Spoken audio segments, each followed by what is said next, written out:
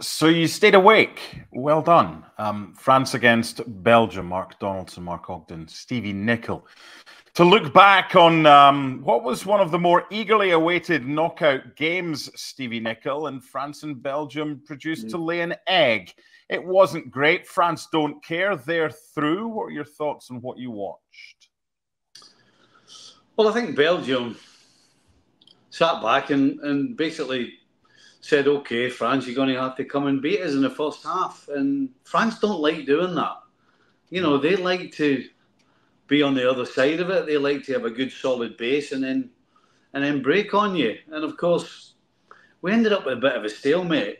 You know, Kevin De Bruyne sitting in front of the back four, which if you're going to play that the way they did, I don't think it was that bad of a move. It just so happened that any chance or any possession that Belgium had, the balls to Openda and Lukaku were awful. And so basically France just territorially completely dominated that first half. Now, the truth is, it was anything but fun or good to watch. I mean, there was really no chances for anybody.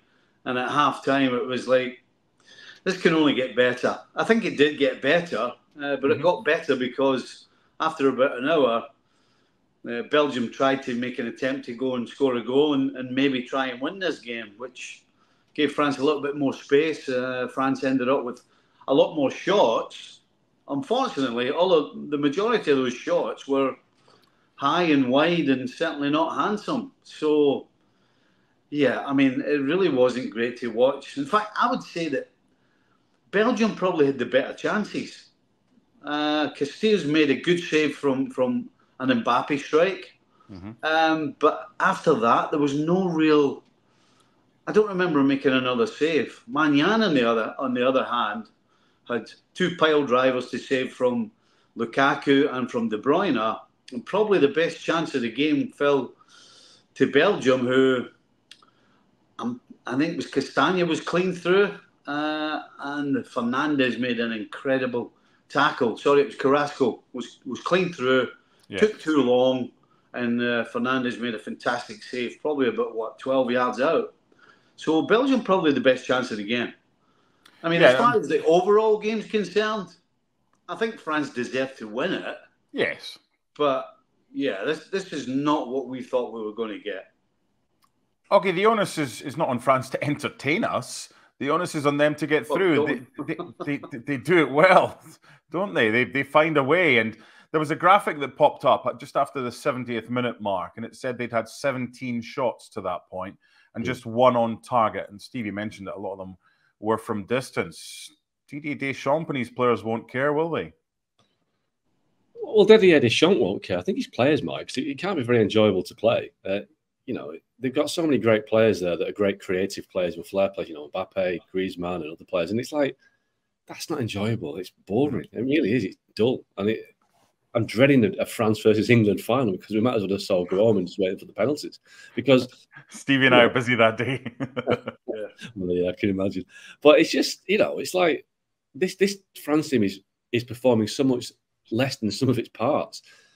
Mbappe must be getting frustrated because he's barely seen the ball. So I do think the players will be thinking, you know, once the game's finished, yes, the win is important, but you've got to enjoy it. And I know it's different at the professional level. It's all about getting the job done, but you have to enjoy it. And I don't think the fans won't be enjoying it. The players can't be enjoying it, but Deschamps will be thinking, great, got another 1-0 win. Fantastic. We've bored the pants off everybody, but we're through. So, you know, I think the next game, if they go through Portugal, I mean, that could also be quite a hard watch because Portugal can, you know, frustrate. And if it's Slovenia, well, again, you know, it's going to be grim. But it's the tournament of teams that are underperforming, isn't it? Apart from Spain, so we'll see what the next round brings. It's kind of strange to watch Griezmann standing way out on that right hand side, and doing. He actually did. He was more constructive defensively than he was going forward. Now, I certainly hope that's not by design, but it doesn't feel right. It doesn't look right watching him out on that right hand side. I was sitting watching it, hoping that he was going to get moved back into the middle, and you can move Rabiot to the wide area and get Griezmann in the middle, because you know Kante's going to do the work of 2 or 3 men, I just found it strange to look at Griezmann sitting on a wide area, particularly when they weren't able to create anything. Going back to last season, Stevie, Atletico Madrid, I probably commentated on them 20 or more times. He never played there.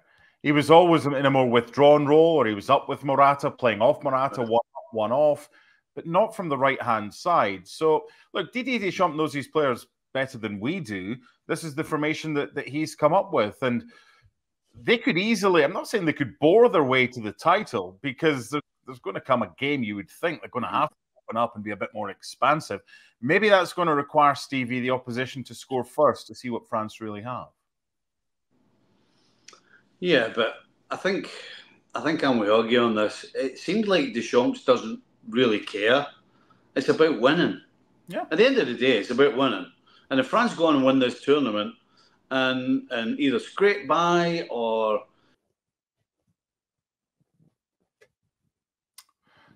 See what happens when the Gremlins decide they've had enough of Stevie Nicol, Oggy. Well, yeah, maybe Didier Deschamps has made an attacking move and pulled it. He's back.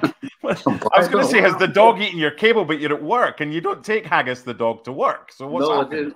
I do. I have no idea. But no, as I was saying, I don't... Great point as well. He's not interested. He's not going for style points. He's going to win the tournament. And the fact that he set up with Griezmann where he was kind of tells you that. Yeah. It is what it is. I just wonder, you look at that squad and they have got some great players, but something like Michael Elise, who we know is a French under-21 international, he would have brought something very different to this squad. Yeah. He would have brought a bit of pace, a bit of adventure. But Deschamps is very loyal to his players that he's used before. It's a bit like Southgate, really, that reluctant to make too many changes to what he thinks is a system that works. But I do think that, France, over the years, we've associated France with some great players, some exciting teams, Thierry Henry, Platini, all these great players. But this team, it's got Mbappe, but it's just like, this isn't like watching France. But then Deschamps has been around a long time. He knows it works. But, you do think that when they're playing against the top team, they'll have to come out of the shell a bit and give us something. But maybe they haven't got it. Maybe what we've seen in the game so far, they've only scored 3 goals. One was a penalty, one was an own goal, and even the one today was deflected. So they're not cutting loose. They're not giving us what we expect France to give us. So, I'm not exactly looking forward to the quarterfinals. It'll be probably the same story again.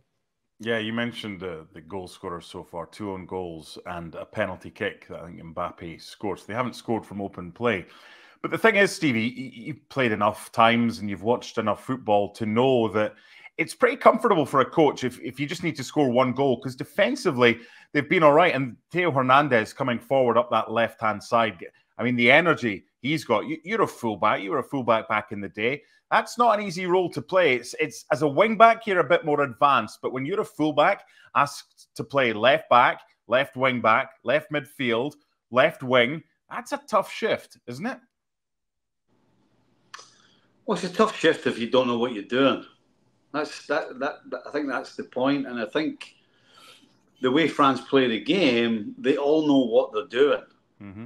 Now, they're maybe not doing it to the standard that we think they're capable of as a team and as individuals, but they're all doing enough that they're not losing games and they're winning games. And so they've kind of bought into this philosophy that Deschamps pretty much has put into them, that this is not about us, this is not about being fancy, this is not about playing silky soccer. It's about winning, because that's the only thing that matters. And that's the kind of attitude they have. And regardless of where he puts them and where he asks them to play, they're all talented enough and have the mental attitude that they can do the job, whatever it is they're asked to do, and they actually do the job. I mean, you can't fault them today. No. They all did their job, and they won the game. And it's just a France way right now. Yeah, it is. I'd swap. I'd definitely swap them and still be there. But yeah, but that's the way it is. I think, Oggy, it's time for a pile-on from a Belgian perspective. Okay, so group stages: Slovakia, Romania, Ukraine. That should be 9 points out of 9. They only scored in one of those games. They didn't score again today. Do they have the right players and the wrong coach, or is the golden generation now a thing of the past?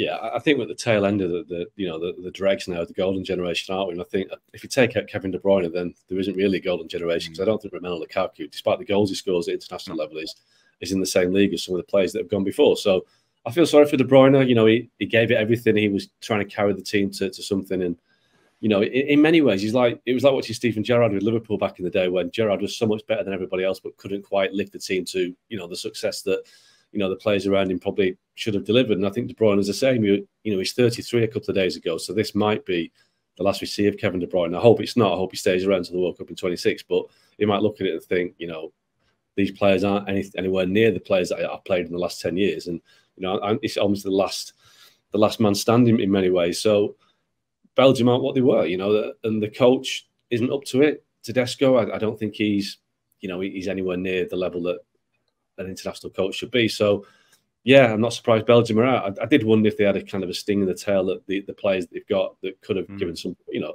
Vertonghen's getting on, Wout Faes isn't good enough. You know, they left out Thibaut Courtois, the best goalkeeper in the world. So, I don't know. I just think Belgium have had the day, and it's going to be a long way back, especially if De Bruyne calls it a day. Stevie, when you look at Group E, and they had one win, scoring 2 goals in that one game. When they played Ukraine in the last game, near the end, they played keep ball, and the fans were going nuts. They knew that second spot would be France. France had already secured their spot, so the second team in that group would face France. I think you're giving France too much credit here, by the way. Oh, but regardless, right? You want to win the group. You don't want to face France. It would have been the Dutch, I think it would, because Romania won the group. But that, I think caution has been the key word in this tournament. Mark, we had this argument on the show after the game.